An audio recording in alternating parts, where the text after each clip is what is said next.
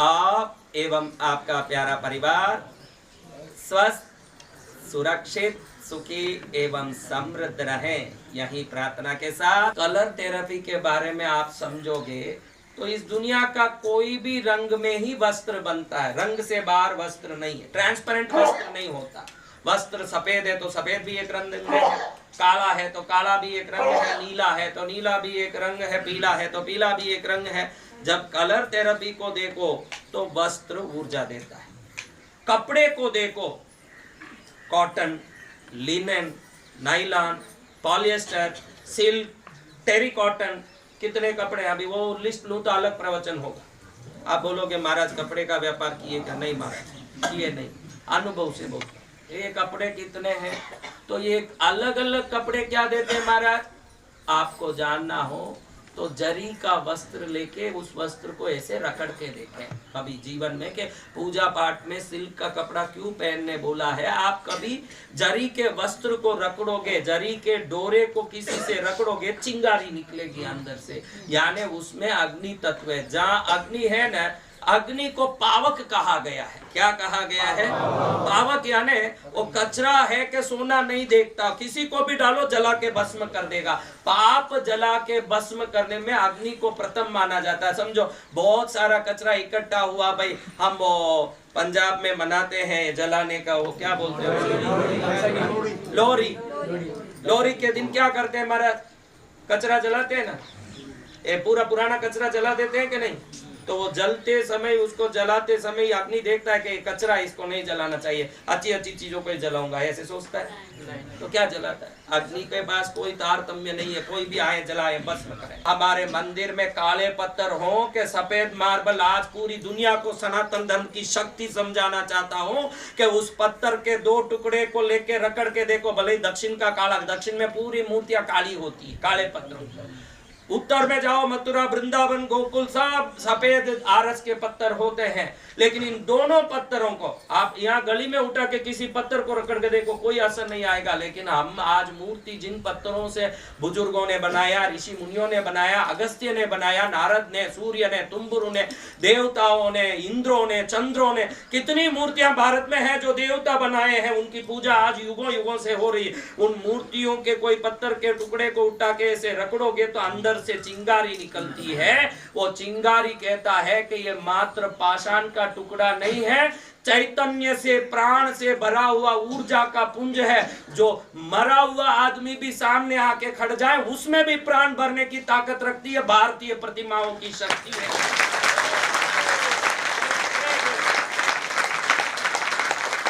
अलाउद्दीन खिलजी ने मूर्तियों तोड़ी, मुसलमान राजाओं ने, अरबी राजाओं ने आके मूर्ति तोड़ी। तो उन मूर्खों को पता नहीं है कि मूर्ति के अंदर जो प्रज्ञा और चैतन्य अग्नि के रूप में स्थापित है, ये ऊर्जा को लाने के लिए हम देखो, कोई भी वस्तु है भाई, आपके पास मिक्सी है, बटन दबाए बगैर घूमेगा क्या? बटन भी दबा लो, प्लग नहीं लगाओ तो घूमेगा क्या? प्लग भी लगा लो भाई, करंट नहीं हो तो घूमेगा क्या? आप कभी सोचे नहीं होंगे कि एक क्रिया में 5 उपक्रिया हो सकती है, एक क्रिया में 25 उपक्रिया होगी। तो हम एक मूर्ति को सीधा ले जाके कहीं गली में क्यों नहीं बैठा लिए, उसको मंदिर में क्यों रखा है? उसके ऊपर एक पीतल का कलश, सोने का कलश, कॉपर का कलश क्यों है? उसकी मूर्ति को किसी पीठ पर क्यों बैठाया, जमीन पर क्यों नहीं बैठाया? तेरे नाभि के ऊपर मूर्ति रहेगी तो तरंग सीधी तेरे शरीर पर घुसेगी, और चक्र पूरे इधर ही है, पैर के नीचे कोई चक्र है क्या? इसीलिए शास्त्र में देखो, शिव पूजा में, शिव पुराण में ही लिखा है, आपको बता दो, शिव पुराण में लिखा है, जो लिंग की योनि जमीन पर है, देखो 2 प्रकार की योनि होती है, एक ऊपर उठी हुई और ऊपर लिंग लगी हुई, उसकी योनि बनी हुई है। एक योनि जमीन पर बनी जिसमें लिंग लगी, जैसे महाकाल की है। महाकाल को देखा आप, जमीन पर ही उसकी योनि है और उसी में लिंग लगी है।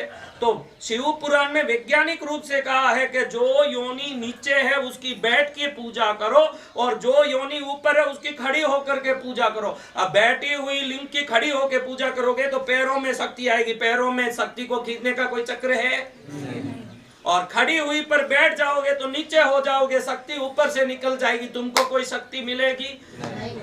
बड़े से बड़े पुराण को लो के बड़े से बड़े आगम विज्ञान सम्मत हमारा भारतीय धर्म है, भारतीय संस्कृति विज्ञान सम्मत है। यहाँ हम ऊर्जा को लेने का काम करते हैं, हम भजन करके अंधविश्वास नहीं करते। हाँ, एनर्जी 3 प्रकार की है, नॉलेज, ज्ञान और उसका जो नॉलेज का एक्शन, क्रिया, क्या नॉलेज, एक्शन और एनर्जी, ये मिलके एनर्जी E=mc² को समझोगे तो समझोगे कि नॉलेज क्रिया बन के शक्ति बनती है। पहले तुझ में ये आम है, ये देखते ही समझ आना, वो नॉलेज, वो आम को कैसे तोड़ना, ये एक्शन, उसको खा के उसको पचाना, ये एनर्जी, तीनों मिलके ये E=mc² बनता है। किसी को ये नॉलेज नहीं हो कि ये बादाम है, इसमें शक्ति आती है, तो क्रिया में होगा उसका परिवर्तन, उस नॉलेज का। पहले ज्ञान में आना, किसी को थप्पड़ मारना तो भी ये दुश्मन है, ज्ञान आएगा पहले, फिर हाथ उठेगा, फिर 2 लपड़ लगाएगा, ये ऐसे होता है कि नहीं? तो भारतीय प्रतिमा विज्ञान कहता है कि किसी मूर्ति में चैतन्य होने से तेरे में नहीं घुसेगा। अब उस पत्थर में तो, वो पत्थर तो पहाड़ में है ही है, घुसना तो ऐसे ही घुस जाता। मंदिर में लाके कृष्ण क्यों बनाया? क्योंकि उस मूर्ति की शक्ति को हम ले लेंगे, हम भी कृष्ण बनेंगे। भारतीय संस्कृति कहता है कि कृष्ण एक नहीं, ब्रह्मा एक नहीं, शिव एक नहीं। आपके अंदर जब शिव की कृपा पहुंच जाती है, आप भी शिव तत्व बन सकते हो। महावीर का भजन करने वाला महावीर बन सकता है।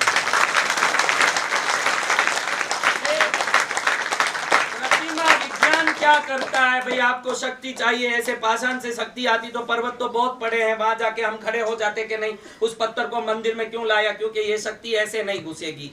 इसको घुसाने के लिए इसके ऊपर वायु को खूब घुमा के, भाई कब मक्खन निकलेगा, जब मतोगे तब निकलेगा। तो मंदिरों के ऊपर रहे हुए शिखर उस हवा को जो अंदर भरी है उसको मतने का काम करती है, और नीचे पड़ी हुई प्रतिमा से मक्खन निकल जाती है। और ये मक्खन निकलने और मतने के लिए पहले दही का जामन डालना पड़ेगा कि नहीं थोड़ा? तो ऊपर का कलश वो प्राकृतिक ऊर्जा को दही की जामन की तरह नीचे डालता है, और नीचे डाले हुए जामन से जो दही बना उससे मक्खन निकालने का काम शिखर करता है। और मूर्ति के नीचे रखा हुआ कॉपर पाइप, मूर्ति के नीचे एक कॉपर पाइप होता है, उस पर ही मूर्ति बैठी होती है, उसके अंदर सोना चांदी रत्न सब भर के पुण्याहम करते हैं। पुण्याहम नहीं है वो, ये जो क्या बोलते हैं, मैग्नेटिक एनर्जी, जो मेटीरियलाइज्ड मैग्नेटिक एनर्जी है, धातु की ऊर्जा शक्ति, वो मूर्ति पर चढ़ती है। तो मूर्ति के अंदर वो चिंगारी का तत्व है ना, उसको बार धक्का मारती है। अभी समझो कि भाई नाले में कचरा अटक गया, कोई भी एक लकड़ी डाल के ऐसे धक्का मारोगे तो क्या होगा? नहीं मारा भाई, क्या होगा? फंसा ही रहेगा। तो मूर्ति के अंदर वो जो पहाड़ की पर्वत की शक्ति है, नहीं तो हम पहाड़ पर ही जाके खड़े हो जाते हैं भाई, खड़े होने से ही मिल जाता है, खड़े होने से नहीं निकलेगा नहीं कचरा, लकड़ी लेके धक्का मारना पड़ेगा। तो नीचे जो हम सोना चांदी, आज जो बड़े बड़े मंदिर है ना पुराने, उन मूर्तियों के नीचे तो हजारों टन सोना चांदी होगा, कोई बोल नहीं सकते उतना माल होगा। ये बोल दूं तो फिर चोर पहुंच जाए मंदिरों में मूर्ति तोड़ने। ये सब ज्ञान देना नहीं चाहिए। जिस ज्ञान से दुनिया में संकट उत्पन्न हो वो ज्ञान भी ज्ञान नहीं, इसलिए वो बोलना नहीं, गुपचुप रह जाना। लेकिन आपको ये बताऊं कि कीड़े नाले का कचरे को निकालने जैसे लकड़ी काम करता है, वैसे मूर्ति के अंदर रही हुई चैतन्य शक्ति को नीचे से धक्का मारने का काम वो कॉपर पाइप। कॉपर ही क्यों? धातु ही एनर्जी को आगे बढ़ा सकता है। मट्टी का पाइप क्यों नहीं रखा हमारा? सीमेंट का पाइप क्यों नहीं रखा? मेटल में मेटालिक एनर्जी है। क्या एनर्जी?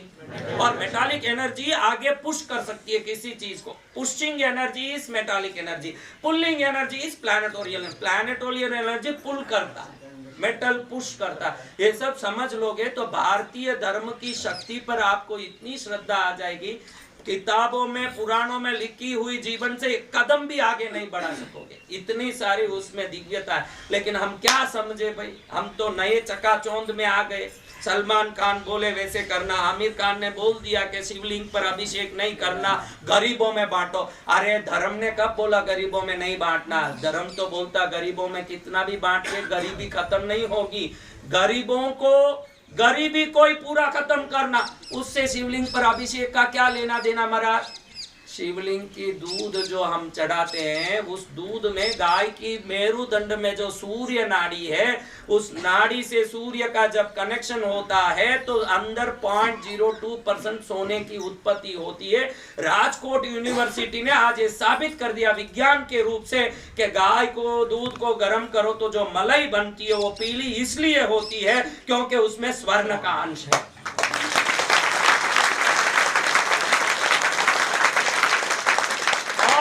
विज्ञान आज कहता है कि जिन वस्तुओं में चिंगारी प्रकट हो सकती है, वीडियो का अगला भाग देखने के लिए चैनल को सब्सक्राइब करके बेल आइकॉन जरूर दबाएं। जय जिनेंद्र। विभिन्न प्रकार की एनर्जी बढ़ती है और जब आप ये दूध को डालते हो तो सोना में ही एक ताकत है जो छुपी हुई शक्ति को बाहर निकाल सकती है। इसीलिए हम सोने के अंगूठी गहने पहन के आंतरिक ऊर्जा को बढ़ाते हैं, बाहर की ऊर्जा को अंदर डालते हैं। तो जब दूध से शिवलिंग पर अभिषेक करते हो तो वहां मेटालिक फ्रिक्शन होता, क्योंकि दूध में सोना है, लिंग में चैतन्य है, ऊपर के कलश से शक्ति नीचे उतर रही है, नीचे के पाइप से शिवलिंग पर वो नाली से लकड़ी मारने का क्रिया हो रहा है। वो शक्ति को हम लेते समय वो अनगुणित हो जाए, इसलिए 1.5 लीटर दूध ले जाते हैं, ऊपर डालते हैं और वो तरंग 150 किलोमीटर तक ऐसा पहुंचता है। जो पड़ा है एकदम अपाहिज भिखारी, उसके अंदर भी वो तरंग जाके ऐसे काम करती है कि भिखारीपना छोड़ के काम में लगता है।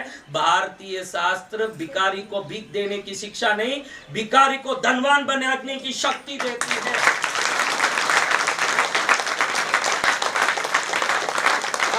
धर्म आपके लिए क्या बोलता है ये उसको अंधेधुंध आप फॉलो करो। आज तक मैं पूछता हूं, आपकी माँ आप छोटी थी, किसी आदमी को बता दिया और बता के बोला कि यही तेरा बाप है, आज तक तुमने वापस सवाल नहीं किया एक बार भी माँ से कि यही मेरा बाप है, इसका कोई साक्षी दो। पूछने जाओ तो बहुत बड़ी बात है। कई बार ऐसा हो सकता है कि हम उसके संतान नहीं हो, लेकिन हमारे जीवन में जिस औरत ने बता दिया ये तेरा बाप है, जिंदगी भर उस बाप की चरण पूजा करते हैं। एक औरत का कहना भी हम मान लेते हैं तो ऋषि मुनियों का कहना मान लो, तुम्हारा जीवन में कल्याण होगा।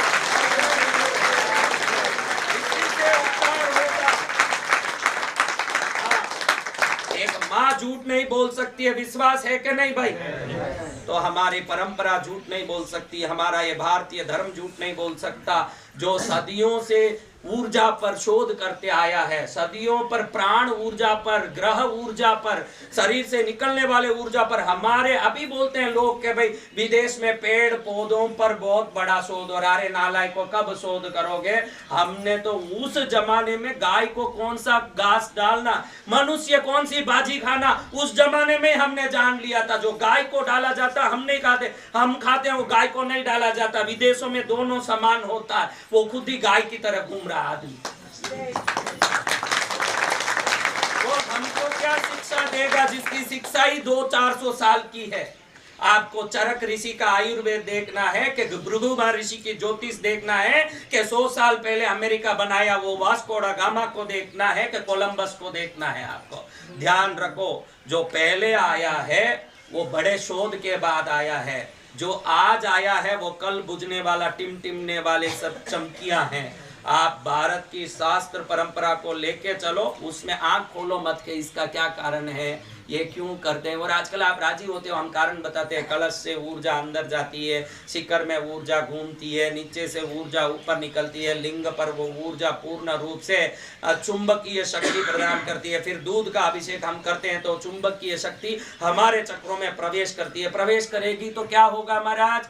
प्रवेश करेगी तो ये होगा, जिस काम को करके मेहनत को तू असफल होता है, उसको काम को करने के लिए जो ऊर्जा तरंग चाहिए वो तेरे अंदर स्थानांतरित हो जाएगा। जिसमें हाथ डालेगा वही कल्याण करेगा।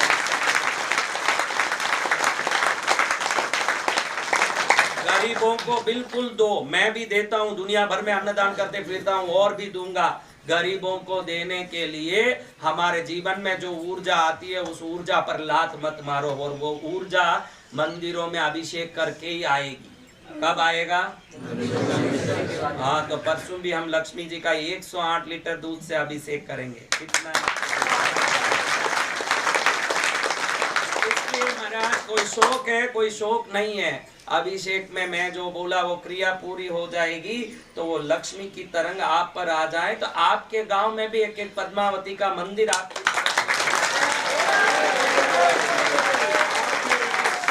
प्रकट हो जाए, वो ताकत प्रकट हो जाए, वो लीला प्रकट हो जाए, ये आपके अंदर आना है। मंदिर एक रहस्यमय लैब है। क्या है?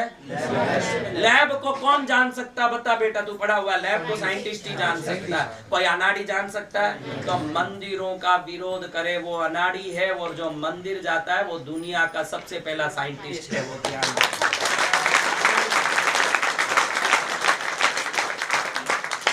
गधा क्या जाने अदरक का स्वाद, तो ये गधों के हैं और कोई जानवर है? बंदर बेचारा हनुमान जी में वो नहीं है। बंदर क्या हनुमान जी, हम तो सबको मानते हैं। बंदर क्या हनुमान को साथ बोलना नहीं कभी भी, क्योंकि उन जिन वर्गों को दैविक माना जाता है उन वर्गों का नाम लेके उपास नहीं करना, क्योंकि ये शास्त्र है। या बोलने जाऊं तो और एक प्रवचन होगा, अब वो नहीं बोलना, लेकिन बनती कोशिश है। कभी आप बोलते हो, मैं देखता हूँ एक दूसरे का लड़े हुआ, ये बड़ा सनी है, पीड़ा है इसका, बड़ा है, नहीं बोलना। ऐसे बोलने से सनी नाराज हो। आप लड़ते लड़ते किसी का भी नाम लेके उसके जैसे उनके गुणों को तोलना नहीं, वो तो आध्यात्मिक लीलाएं थी सब जितनी हुई। आप कोई लीलाधारी हो तो आप उन बातों को नहीं करना। आप बन न सको भगवान अगर तुम कम से कम इंसान बनो, नहीं कभी हैवान बनो और नहीं कभी शैतान बनो। दीपक बनकर जल न सको तो अंधियारा भी मत करना, पुष्प नहीं बन सकते तो तुम कांटे बनकर मत रहना। भला किसी का कर न सको तो बुरा किसी का मत करना। सोच समझ के बोलना। क्या करना? सोच समझ के, एक एक शब्द तोल के बोलना। अगर ऐसे बोलने नहीं आता, सर्वश्रेष्ठ ये सबसे बढ़िया है। लेकिन हमने कुछ बोला और उसका असर हम पर कैसे आता है वो मैं अगले प्रवचन में आपको अच्छे से सुनाऊंगा कि बोलने का क्या का लाभ है, हानि है, शब्द क्या काम कर सकता है। अभी देखो 3 लोग हैं, एक तो अर्थहीन बोलने वाले हैं, एक आदमी बोलता मैं कमा रहा हूँ, एक आदमी से बात करता हूँ, बोलता शादी हो गया, वो बोलता मैं कमा रहा हूँ, तो ये पूछता बच्चे हैं क्या? वो क्या बोला अभी? तो ये क्या पूछ रहा है? तो ये कौन है?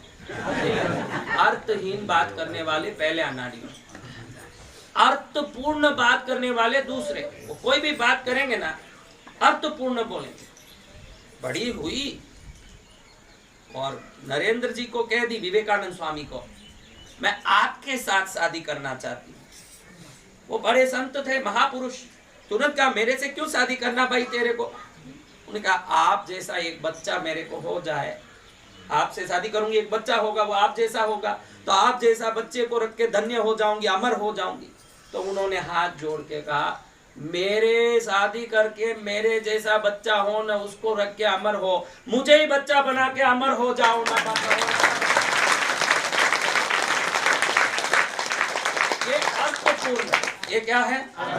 तीसरा है अर्थ में कई अर्थ समझा दें। ऐसे शब्द होना चाहिए कि एक शब्द हमने बोला, हर आदमी के लिए वो शब्द अलग अलग अर्थ समझा दें। एक ही शब्द, हमारे जैन धर्म में कहा जाता है कि भगवान महावीर जैसे तीर्थंकर ऐसे हुए हैं जो शब्द तो सबके लिए समान बोले, लेकिन पशु पक्षी अपने स्तर से समझे, तिर्यंच अपने स्तर से समझे, मनुष्य अपने स्तर से समझे और देवता अपने स्तर से समझे। ये सर्वोत्तम ज्ञानी हुए जो एक शब्द से दुनिया को सब प्रकार का ज्ञान दे दिए। तो अब बोलना कैसे चाहिए और बोल कैसे होनी चाहिए, इस पर हम आगे देखेंगे तो कितना आनंद आ जाएगा। और ये आनंद लेने के लिए आप सब तैयार रहें। यहीं इस चैनल का भी उपयोग है और इसका लाभ है। फिर मिलेंगे। वंदे मातरम। जय आदिनाथ। वीडियो का अगला भाग देखने के लिए चैनल को सब्सक्राइब करके बेल आइकॉन जरूर दबाएं। जय जिनेंद्र। वीडियो का अगला भाग देखने के लिए चैनल को सब्सक्राइब करके बेल आइकॉन जरूर दबाएं। जय जिनेंद्र।